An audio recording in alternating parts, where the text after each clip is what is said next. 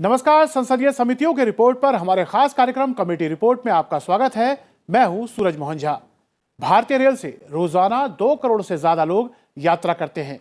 इतनी बड़ी संख्या में आने वाले यात्रियों के लिए स्टेशन और यात्रा के दौरान सुविधाएं पर्याप्त होनी चाहिए। इन सभी पहलुओं को लेकर रेल संबंधी संसदीय स्थायी समिति ने अपनी रिपोर्ट संसद में पेश की थी। समिति की सिफारिशों पर सरकार द्वारा की गई कार्रवाई पर संसद में एक रिपोर्ट पेश की गई है।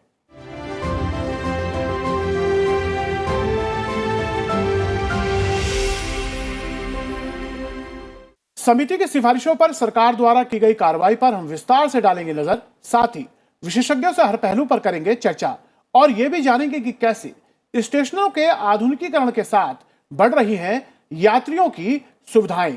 इस महत्वपूर्ण विषय पर चर्चा के लिए स्टूडियो में हमारे साथ मौजूद हैं रेलवे बोर्ड के यात्री सेवा समिति के चेयरमैन रमेश चंद्र रत्न जी। रमेश जी, आपका कार्यक्रम में स्वागत है। साथ ही हमारे साथ जुड़े हैं कार्यक्रम में रेलवे बोर्ड के पूर्व सदस्य सतीश कुमार विज। सतीश जी, आपका भी कार्यक्रम में स्वागत है। चर्चा शुरू करने से पहले हम आपको बता दें कि रेल संबंधी संसदीय स्थायी समिति की जिस रिपोर्ट पर सरकार की कार्रवाई की आज हम बात करने जा रहे हैं, उसे साल 2021 के दौरान बजट सत्र में पेश किया गया था। संसदीय समिति ने रेलवे स्टेशनों के आधुनिकीकरण और यात्रियों के लिए सुविधाओं को बढ़ाने के विषय की विस्तृत पड़ताल की और समाधान के लिए कई अहम सुझाव भी दिए थे।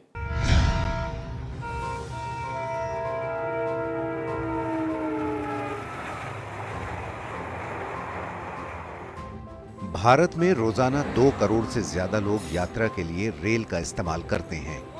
इतनी बड़ी संख्या में आने वाले यात्रियों के लिए स्टेशन और यात्रा के दौरान सुविधाएं पर्याप्त हों, इन सभी पहलुओं को लेकर रेल संबंधी संसदीय स्थायी समिति ने रेलवे स्टेशनों के आधुनिकीकरण सहित यात्री सुविधाओं के बारे में अपनी रिपोर्ट संसद में पेश की। रेलवे स्टेशनों के आधुनिकीकरण के लिए रेलवे ने कई योजनाएं चलाई हैं और अब तक 1200 रेलवे स्टेशन आदर्श स्टेशन के तौर पर विकसित हो गए हैं। पर समिति ने इसकी रफ्तार पर चिंता जाहिर की है और सुझाव दिया है कि एक समयबद्ध कार्य योजना बनाकर तय समय में देश के सभी रेलवे स्टेशनों को आदर्श स्टेशन बनाने का काम पूरा होना चाहिए। रेलवे संबंधी स्थायी समिति ने यात्रियों की सुरक्षा को लेकर रेलवे की तरफ से किए जा रहे प्रयासों की सराहना की है और साथ ही सुझाव दिया है कि महिलाओं की सुरक्षा को लेकर किए जा रहे कामों का प्रचार प्रसार होना चाहिए ताकि महिला यात्रियों को अपनी सुरक्षा के लिए इन तमाम प्रयासों के बारे में पता हो। समिति ने जननी सेवा का विस्तार अधिक स्टेशनों तक करने का सुझाव दिया है ताकि इसका लाभ ज्यादा यात्रियों तक पहुंच सके। समिति ने रेलवे द्वारा स्वच्छता को लेकर उठाए जा रहे कदमों की प्रशंसा की है और सुझाव दिया है कि मशीनों द्वारा सफाई प्रणाली को अधिक से अधिक स्टेशनों पर लागू करना चाहिए और निगरानी तंत्र को मजबूत कर कमियों को दूर करना चाहिए। ब्यूरो रिपोर्ट, संसद टीवी। सरकार द्वारा रेलवे संबंधी संसदीय समिति की सिफारिशों पर कार्रवाई की गई। आइए एक नजर डालते हैं सरकार द्वारा की गई कार्रवाइयों पर। रेल संबंधी संसदीय स्थायी समिति ने स्टेशनों के आधुनिकीकरण और यात्री सुविधाओं पर अपनी रिपोर्ट संसद में पेश की थी। समिति की सिफारिशों पर सरकार द्वारा की गई और कार्रवाई पर आधारित रिपोर्ट संसद में पेश की गई है।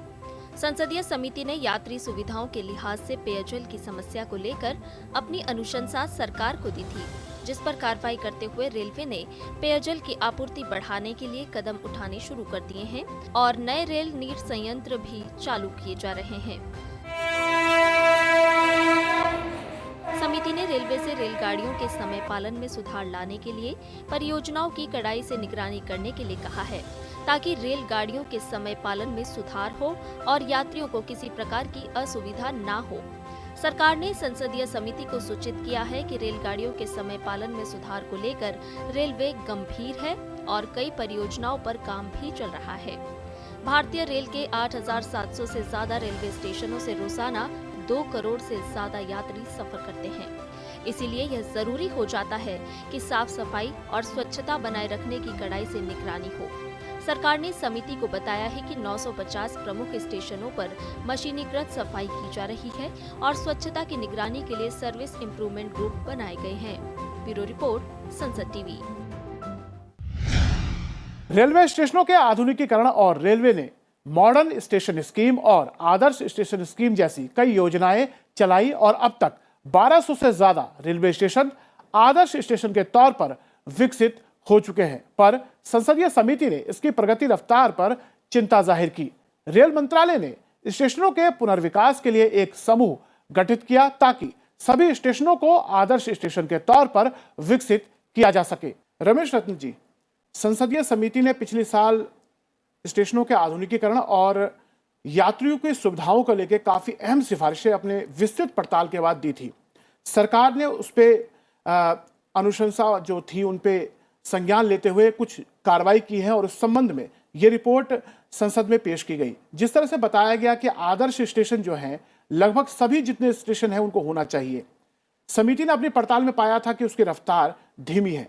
अब जब सरकार ने जवाब दिया है, उसने कहा है कि इसको लेकर एक अलग तरीके से कार्य योजना बन रही है। आप क्या कहेंगे? सबसे पहले तो मैं रेल संबंधी स्थायी समिति 31 सदस्यीय समिति का मैं हार्दिक अभिनंदन करता हूं। जिस तरीके से जिन पहलुओं को उन्होंने छूने का कार्य किया है, मैं भी 24 सदस्यीय समिति का यात्री सेवा समिति का चेयरमैन हूं और जिन पहलुओं को लेकर के उन्होंने आधुनिकीकरण के लिए चिंता जाहिर की थी, वो प्रस्ताव 2015 में माननीय यशस्वी प्रधानमंत्री मोदी जी की सरकार में नई सरकार बनी। तो नई सरकार बनने के बाद रेल, आधुनिक रेल और सुखद यात्रा लोग यात्री कर सकें, इस चिंता को करते हुए आधुनिकीकरण के लिए समिति ने जो विशेष बिंदुओं को छूने का कार्य किया है, मैंने भी उस पर गहनता से जानने की प्रयास किया। तो उसमें सबसे पहला था कि स्टेशन एक वर्ल्ड क्लास विश्व स्तरीय स्टेशन, कोचेस, वेटिंग रूम्स, ये सारी चीज़ों के बारे में चिंता की। और ये बात सही है कि उसमें जो है जैसा 1200 स्टेशन की जो निविदाएं जो है जिस तरीके से प्रगति पर होनी चाहिए थी, लेकिन कोविड और उस तमाम परिस्थितियों की वजह से वो गति धीमी रही। लेकिन कैबिनेट ने भी इसमें काफ़ी चेंजेस किए, क्योंकि उसमें जो वेंडर्स, डेवलपर्स वगैरह जो थे, वो डेवलपर्स वगैरह गति धीमी देख करके फिर उसमें काफ़ी जो समूह है भारतीय रेल का विशेषज्ञ का, उसमें बहुत सारी चीज़ों को पा करके उसको दूर करने का कार्य किया है। लेकिन ये बताना चाहूँगा कि गति तीव्र गति है, चूँकि मोदी जी की सरकार में टालना, लटकाना, भटकाना ये सारा सिस्टम अब नहीं होता। भारतीय रेल में चहुमुखी विकास, world class coaches, world class stations और जिस तरीके से जिन पहलुओं को छीनने का कार्य किया है, मेरी कमेटी का दायित्व है कि मौके पर जाकर के पूरी संवेदनशीलता के साथ, गहनता के साथ, चिंता ही नहीं करना, उसको स्पॉट को देखते भी हैं और उसे दूर करने का कार्य, एजुकेशन इम्प्लीमेंटेशन करने का कार्य करते हैं। सतीश जी, आप बताइए, चूंकि आप रेलवे बोर्ड के सदस्य रहे हैं और ये मंत्रालय की मंशा है कि लगभग जितने रेलवे स्टेशन हैं उन सभी को आदर्श स्टेशन के तौर पर विकसित किया जाए, लेकिन संसदीय समिति ने अपनी पड़ताल में पाया था कि उसकी रफ्तार काफी धीमी है। अब सरकार ने अपना जो जवाब संसदीय समिति को दिया है कार्रवाई के तौर पर, उसमें बताया गया है कि इसको लेकर अब तीव्र गति अपनाई जा रही है और काम तेजी से हो रहे हैं। आप क्या कहना चाहेंगे? कोई भी काम करने के लिए एक प्रोजेक्ट रिपोर्ट बनता है, उसमें पैसे जुटाना, एक इकोनॉमिक वायबिलिटी देखी जाएगी। और जहां तक आपने कमेटी की रिपोर्ट में ऑब्जर्व किया है, जो रेलवे ने कंप्लायंस दिया है कि 2 स्टेशंस की ऑफर जम्मू और काजीकोट की आई, और ये रेलवे ने चाहे 1,10,000 करोड़ का एक प्लान जरूर बताया है, और उसमें कितना पैसा रेलवे देगी, कितना प्राइवेट लोग देंगे, वो उस स्टेशन की लोकेशन, उस स्टेशन के यूजर के नंबर के हिसाब से, उनकी पेइंग कैपेसिटी के हिसाब से देखा जाएगा कि इन्वेस्टमेंट जो है वायबल है कि नहीं। जो स्पीड आपको कम दिखती है उसकी वजह ये है, पर काफी काम फिर भी हुआ है। तो काम तो हुए हैं, पर रेलवे भी अपना कितना पैसा इस तरफ जुटा के लगा सकती है, वो एक क्वेश्चन मार्क इसलिए है क्योंकि रेलवे की जो पैसेंजर बिजनेस का जो लॉसेस है वो कम नहीं हो रहे, और अब ये कोविड की वजह से उसकी अर्निंग और भी कम हो चुकी है। हम अपने दर्शकों को बताते चले, जिस रेल संबंधी संसदीय स्थायी समिति ने यह रिपोर्ट पेश की है, कौन है उसके अध्यक्ष और सदस्य। विभागों से संबंधित स्थायी समितियां 24 हैं। इन्हीं में से एक है रेलवे संबंधी स्थायी समिति। बीजेपी सांसद राधा मोहन सिंह समिति के अध्यक्ष हैं। समिति के 31 सदस्यों में से 10 राज्यसभा और 20 लोकसभा के सांसद हैं। समिति ने 19 अगस्त 2016 की बैठक में रेलवे स्टेशनों के आधुनिकीकरण सहित यात्री सुविधाओं से जुड़े विषय की पड़ताल का फैसला किया। 19 अगस्त 2016 से लेकर 15 जनवरी 2021 के बीच समिति की 7 बैठकें आयोजित हुईं। संसदीय समिति ने यात्री सुविधाओं के लिहाज से पेयजल की समस्या को लेकर अपनी अनुशंसा सरकार को दी थी, जिस पर कार्रवाई करते हुए रेलवे ने पेयजल की आपूर्ति बढ़ाने के लिए कदम उठाने शुरू कर दिए हैं और नए रेल नीर संयंत्र को चालू किए जा रहे हैं।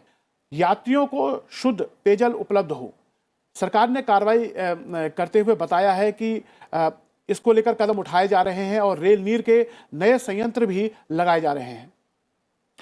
रेल संबंधी स्थायी समिति ने जहां जिस तरीके से आधुनिकीकरण के लिए चिंता की, उसी तरीके से पेयजल के संबंध में भी चर्चा की, और चर्चा ही नहीं, उसकी अनुशंसा के लिए भी जो है जिस तरीके से रेलवे बोर्ड और भारतीय रेल ने 18 लाख का जो कैपेसिटी थी वो इस समय 14 के करीब जो पूरा हो पा रहा है। ये 5 संयंत्र और स्पीड से जो गति पर काम कर रहे हैं। लेकिन क्योंकि मेरा जो है स्वयं कमेटी का 24 कमेटी का catering, canteen, book stall, vendor, साहूकार, सेफ्टी, सिक्योरिटी, साउंड मॉडिफिकेशन, चढ़ने से उतरने तक मेरी कमेटी का दायित्व है। और पीने के पानी के लिए स्पेशली जो है मैं स्वयं रेल नीर के साथ साथ मैं उस ब्रांडेड जो है यानी बोतल बंद पानी को भी हेल्थ जो इंस्पेक्टर होते हैं उसे चेक कराता हूं।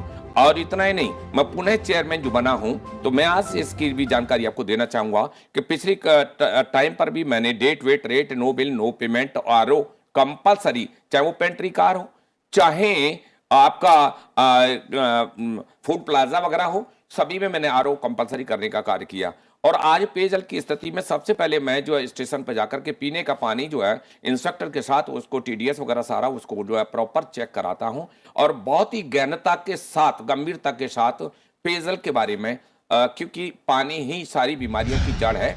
लेकिन भारतीय रेल में बेंडर्स जो वाटर बेंडिंग जो मशीन वगैरह थी, आईआरसीटीसी वगैरह बहुत गति से नीर जो संयंत्र चल रहे थे, लेकिन और भी बने, इसमें भी बहुत गंभीरता से डिसीजंस हो रहे हैं।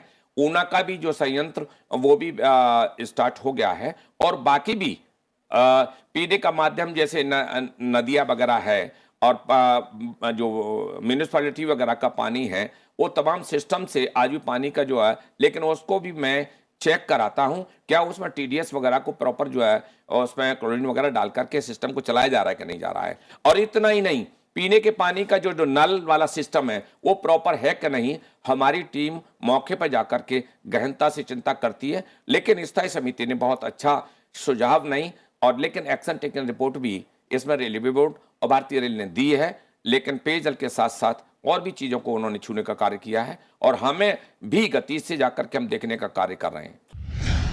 तो ऐसे में शिकायत तंत्र की अगर मैं बात करूं, चूंकि आप यात्री सेवा समिति के अध्यक्ष हैं, किस तरह से एक यात्री जो है अगर वो इन सब चीजों में खामी पाता है तो कहां वो शिकायत कर सकता है? इन अनियमितताओं को दुरुस्त करने के लिए मेरी कमेटी है, और मैंने कहा कि 24/7 कार्य करने का कार्य हम लोग करते हैं। और कई बार हमने अभी कौशाम्बी में एक सांसद ने कंप्लेंट की कि इस तरीके से रेलवे नीर जो है 15 रुपये की जगह 20 रुपये मिल रहा है, तो मैंने 1.5 लाख रुपये पेनल्टी इम्पोज करने का कार्य किया।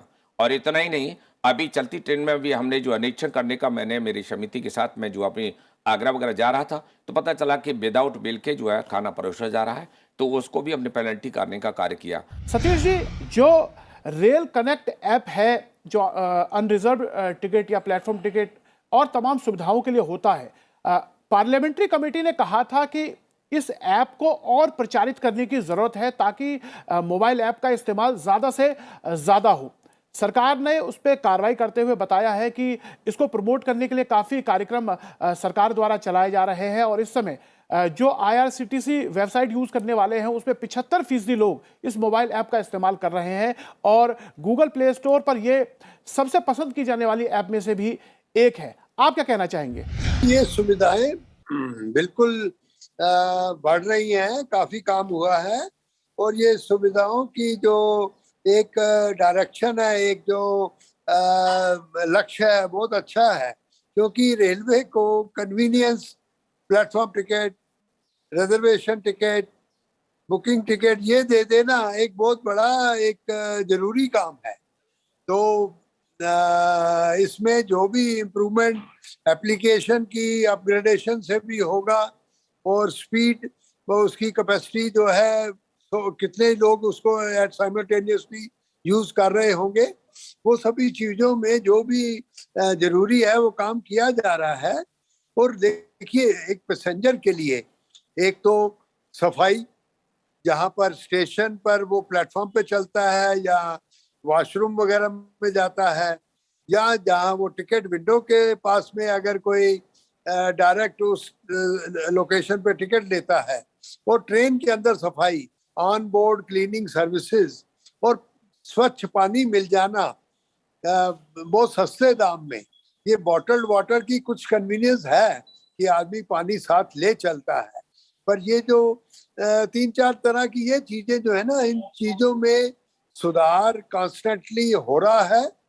और इसकी कोई लिमिट नहीं है कितना सुधार करने की जरूरत है, क्योंकि लोगों की अपेक्षाएं बढ़ती हैं रेलवे को, उसके साथ साथ उनको करके ये दिखाना है, इसमें कोई शक नहीं है।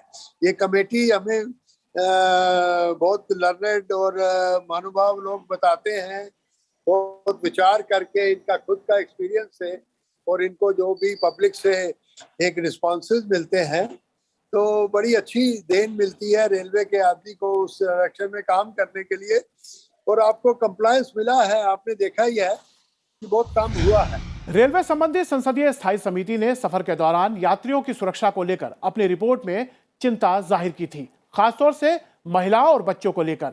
रेलवे ने संसदीय समिति को बताया है कि रेल यात्रियों की सुरक्षा रेलवे की पहली प्राथमिकता है और राज्य स्तरीय सुरक्षा समिति का गठन किया जा चुका है। मंत्रालय ने यह भी सूचित किया है कि महिला यात्रियों के खिलाफ अपराध के मामलों में कमी आ रही है और रेलवे स्टेशनों से बाल तस्करी को रोकने के लिए चाइल्ड हेल्प डेस्क की स्थापना की जा रही है। सुरक्षा की दृष्टि से आरपीएफ, जीआरपीएफ का कोऑर्डिनेशन और सीसीटीवी को मैं स्वयं जाकर के, मैं अभी आपका बेगमपेट साउथ में जाकर के देख रहा था, तो एक बच्चा ट्रैक के बीच में गिर गया और एक महिला कांस्टेबल ने उठा करके उसे किया। चाइल्ड रेस्क्यू में मैंने कई जगह अवार्ड भी दिया है आरपीएफ को, और जीआरपीएफ आरपीएफ के कोऑर्डिनेशन के लिए जाकर के मैं चिंता भी करता हूं, उनके जाकर के ना उनका रूम, कोऑर्डिनेशन, सीसीटीवी प्रॉपर तरीके से, इतना ही नहीं उनकी इन्वेस्टिगेशन के पार्ट का क्या रेशियो है, कितना केस ट्रायल पे चल रहा है और कितना वो प्रॉपर जो कर रहे हैं, इसका प्रैक्टिकल मैं अंजाम देने का कार्य करता हूं। और रेलवे से संबंधित जो राज्य स्तरीय सुरक्षा समितियों का गठन किया जा रहा है,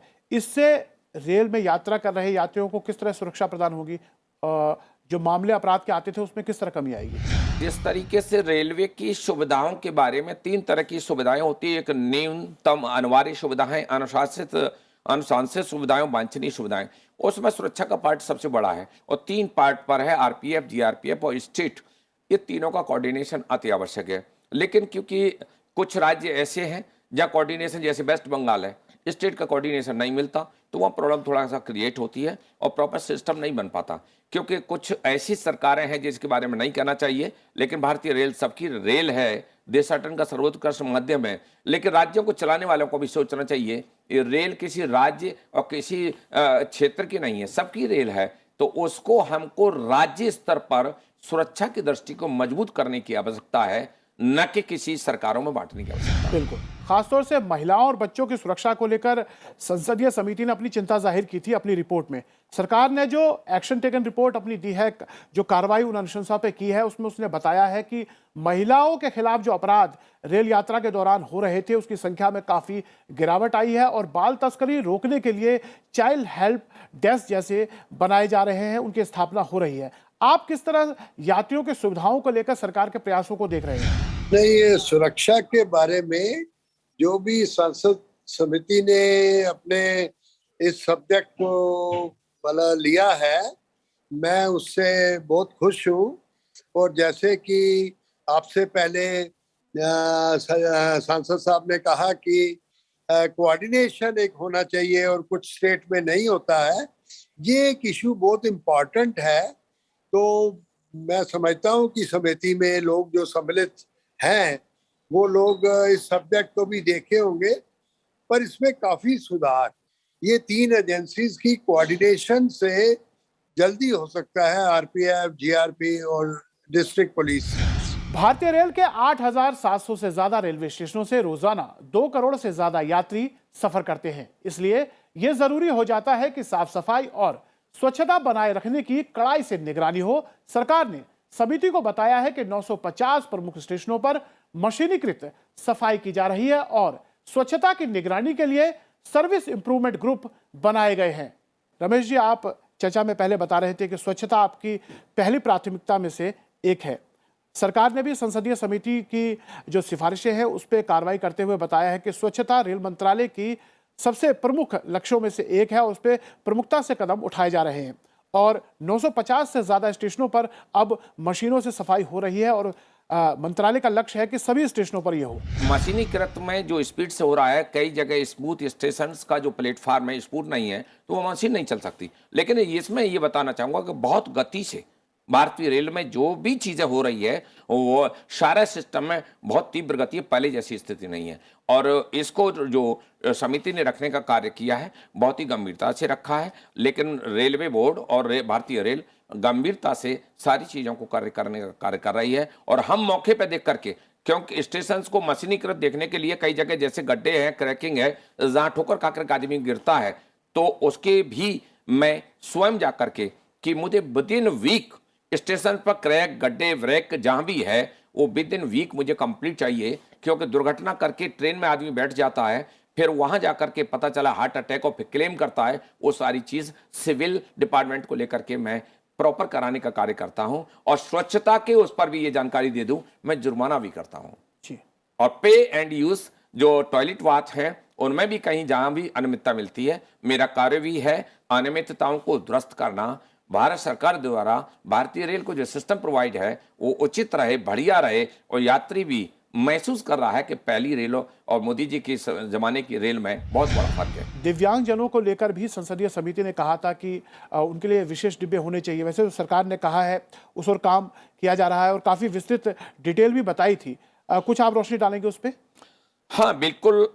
LHV दिव्यांग जो जिस तरीके से कोचेस है, तो उसमें कोचेस में आदमी जो 31 सवारी वाला डिब्बा जिसमें 8 लोग दिव्यांग बैठ सकते हैं और उनके लिए इतना ही नहीं, स्टेशन पर जो टॉयलेट बाथ है मैं जाकर के सबसे पहले वो जरूर बारीकी से देखता हूँ कि दिव्यांग जन के लिए कैसे क्या है। इसी टाइप से एक प्रॉपर कोच, एक सवारी डिब्बा जो तैयार किया है और उसमें चौड़ा दरवाजा और सारा सिस्टमेटिक वे में कि उनको, चूंकि ये दिव्यांग जन शब्द भी माननीय मोदी जी का दिया हुआ है। पहले तो उस शब्द को ही बड़ा गलत बोला जाता था और एक अपभ्रंश के शब्द के रूप में था, आज उसका दिव्यांगजन रखा है। भारतीय रेल इसमें बहुत गति से एक अच्छे तरीके से कोचेस भी और टॉयलेट बाथ भी, सिटिंग पूरा सिस्टम, प्रॉपर सिस्टम बनाने का कार्य कर रही है गति से। और जननी जैसी सुविधाएं जो हम देखते थे एक अच्छी पहल के तौर पर देखा गया जब महिलाएं सफ़र कर रही थी अपने बच्चों के साथ, किसी को बेबी पाउडर की ज़रूरत पड़ जाती थी, किसी को दूध की ज़रूरत है, डायपर की ज़रूरत है, तो हमने देखा था रेल मंत्री को टैग करते हुए लोग ट्वीट कर रहे थे और वो सुविधाएं मिली थी। संसदीय समिति ने कहा था इस जननी सेवा जैसी जो सुविधाएं उसका और विस्तार होना चाहिए। CCTV कैमरा और इन सब तमाम चीज़ों को लगाने की बात कही गई थी। वैसे तो रेलवे ने इस पर अच्छा काम किया है, इसकी प्रशंसा भी हुई है और कार्रवाई में सरकार ने बताया है। आप कुछ और बताना चाहें? हाँ बिल्कुल सही बात है कि बेबी केयर और हर जगह जहाँ स्टेशन एक कैटेगरी वगैरह का है तो मैं स्वयं जाकर के बेबी केयर जो है उसको बूथ को देखता हूँ और उसमें प्रॉपर सिटिंग अरेंजमेंट है क्या, डस्टबिन है क्या, उसे देखने का कार्य करता हूँ। और जहाँ तक है 425 रेलवे स्टेशन पर जो आपका 9 से 10 बूथ जो है बहुउद्देशीय मल्टीपर्पज स्टॉल हैं जिसमें baby care, baby food compulsory रखा गया है। लेकिन स्टेशन पर प्रॉपर वेरिकेट एक स्टॉल, एक डेस्क बना करके, प्रॉपर डेस्क और उसका एक कर्टेन वगैरह डाल करके वहां बेबी केयर वगैरह करने का, महिलाओं के लिए चिंता करने का लिए स्पेशल रखा गया है और मैं स्वयं जाकर के देखता हूं, मेरी कमेटी भी देखती है। लेकिन अब मल्टीपर्पज स्टॉल पर ये सारी चीजें प्रॉपर मिलेगी और इसीलिए वो 9 से 10 मल्टीपर्पज 4 से 25 रेलवे स्टेशनों पर सिस्टम प्रॉपर प्रोवाइड किया गया है। जो ट्रेनें हैं वो जब लेट हो जाती हैं तो उससे कहीं ना कहीं सैकड़ों यात्रियों को जो उससे सफर कर रहे हैं उनको परेशानी होती है। और कई बार तो हमने देखा है एक ट्रेन के लेट होने से उस ट्रेन की जो दूसरी तारीख में ट्रेनें होती हैं वो रद्द तक हो जाती हैं। खासतौर से मैं बिहार प्रांत से आता हूं और हमने अपने प्रांत की काफ़ी ट्रेनों को इस तरह से देखा है। संसदीय समिति ने इसको लेकर काफ़ी कड़ाई से अनुशंसा की थी। सरकार ने कहा है कि उसके सुधार को लेकर काम बड़ी तेजी से चल रहा है, कई परियोजनाओं पर काम चल रहा है। आप क्या कहेंगे? ये भी समिति के जो अनुशंसा बहुत ही महत्वपूर्ण है, लेकिन इसमें भी मैं गंभीरता से बताना चाहूंगा कि अब की बार जो जैसे जिस तरीके से सर्दी के ज़माने में कोहरा पड़ता था तो पटाखे फोड़ करके ट्रेन करोड़ों रुपए के पटाखे फूट जाते थे, लेकिन ट्रेन की गति नहीं संभलती थी। अब अच्छी तरह से एक डिवाइस भी चला है और इतना ही नहीं, अभी अपने रेल मंत्री सम्माननीय पीयूष अश्वनी जी ने भी एक नया कवच यानी आत्मनिर्भर भारत की संकल्पना को पूरा करते हुए अभी अभी सीआरबी और मंत्री महोदय ने आमने सामने ट्रैक को देख करके दोनों ट्रेन का जो है कि सुरक्षा एक कवच नई प्रणाली शुरू हुई है। उसमें गति से ट्रेन टकरा जाती थी, लेकिन अब इस प्रणाली से 300 मीटर की डिस्टेंस से ऑटोमेटिकली जो ट्रेन ब्रेकअप हो जाती है और वो सुरक्षा हो जाती है। तो ये सारे चीजों को भारतीय रेल में, चूंकि एक विशेषज्ञों का जो समूह है वो पूरी चिंता करते हुए नए तरीके से नया रेल, नया देश, श्रेष्ठ देश, शक्तिशाली देश बनने के लिए लाइफलाइन ऑफ द नेशन है, विकास का पहिया भी माननीय मोदी जी ने कहा है। तो भारतीय रेल में आपको नई चीजें देखने को मिलेंगी और यात्री भी सुखद आनंद लेते हुए सुरक्षा और स्वच्छता की दृष्टि से बिल्कुल आपके गतिमान तरीके से चलेंगे। संसदीय समिति की जो रिपोर्ट है उसकी मूल अवधारणा ये थी कि हमारे देश के सभी रेलवे स्टेशनों को मॉडर्नाइज किया जाए और यात्रियों को सभी सुविधाएं उनके स्टेशन पे, उनके यात्रा के दौरान मिले, सुरक्षित रहें, शुद्ध पेयजल मिले और तमाम सुविधाएं मिले। तो आप लोग, चूंकि आप यात्री सेवा समिति के अध्यक्ष हैं, किस तरह उस ओर आगे बढ़ रहे हैं और इस लक्ष्य को हम कब तक पूरा कर सकते हैं? समिति का ये सोचना, मानना और ये प्रतिवेदन बहुत अति महत्वपूर्ण है, होना भी चाहिए और मैं भी उसकी अनुशंसा करता हूं। मेरी भी बोर्ड की मंथली मीटिंग होती है, क्वार्टरली रिपोर्ट भी सबमिट करता हूं। और जैसा कि मैं बता रहा था कि भारतीय रेल की कैटेगरी के 3 तरह के जो स्टेशन होते हैं, एक न्यूनतम अनिवार्य सुविधाएं, एक अनुशंसित सुविधाएं, वांछनीय सुविधाएं। लेकिन एक कुछ तो होता है अनिवार्यता, जैसे स्टेशन बनता है तो उसके सिस्टम के मुताबिक ही अनिवार्यताएं उसी तरीके से जुड़ जाती हैं। और एक होता है संख्या बल के हिसाब, फुटफॉल के हिसाब से। जब हम जाते हैं किसी स्टेशन पर इंस्पेक्शन करने के लिए तो सबसे पहले वहाँ का in charge, DCM, senior DCM, ADRM और वो सब लोग अपना प्रेजेंटेशन वगैरह हम लोगों को देते हैं कि यहाँ इतना चीज़ ये है, तो हम उस सिस्टम के मुताबिक क्या वो प्रॉपर एग्जीक्यूशन का पार्ट जमीन पर है कि नहीं है, उसे बहुत ही गंभीरता से देखने का कार्य करते हैं। बिल्कुल। रमेश चंद्र रत्न जी, आप कार्यक्रम में आए और संसदीय समिति की सिफारिशों और साथ में सरकार द्वारा जो उन सिफारिशों पर कार्रवाई की गई है, आपने उस पर अपनी राय रखे और कुछ कदम जो आपकी समिति और रेलवे बोर्ड उठा रहा है यात्रियों की सुविधाओं के लिए और स्टेशनों के आधुनिकीकरण के लिए, आपने हमसे साझा किया, दर्शकों से साझा के लिए, उसके लिए बहुत बहुत धन्यवाद आपका। आपका भी आभार। नमस्कार। आप सबका इस चर्चा में हिस्सा लेने के लिए बहुत बहुत शुक्रिया।